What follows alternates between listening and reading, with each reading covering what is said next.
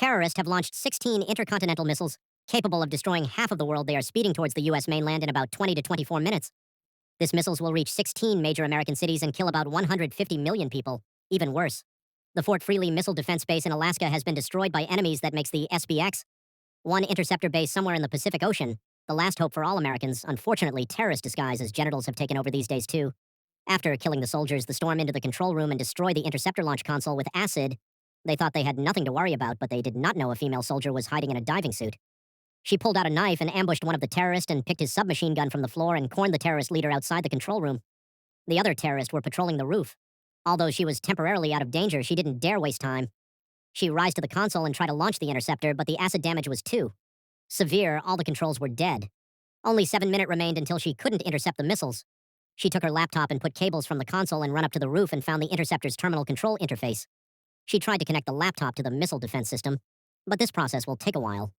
She was so focused that she didn't notice the patrolling terrorist has quietly come behind her.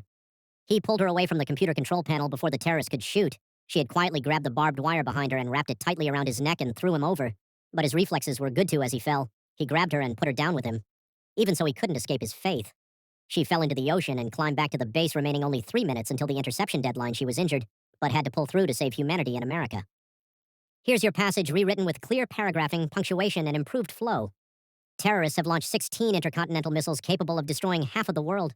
They are speeding toward the U.S. mainland and will arrive in about 20 to 24 minutes. These missiles are aimed at 16 major American cities and could kill about 150 million people. Even worse, the Fort Greely missile defense base in Alaska has been destroyed by enemy forces. That leaves the SBX-1 Interceptor base, located somewhere in the Pacific Ocean, as the last hope for all Americans. Unfortunately, terrorists disguised as generals have taken over this base as well. After killing the soldiers, they stormed into the control room and destroyed the Interceptor launch console with acid. Believing they had eliminated all resistance, they thought they had nothing to worry about. However, they didn't know that a female soldier was hiding nearby in a diving suit. She pulled out a knife, ambushed one of the terrorists, and picked up his submachine gun from the floor. She then cornered the terrorist leader outside the control room. The other terrorists were patrolling the roof.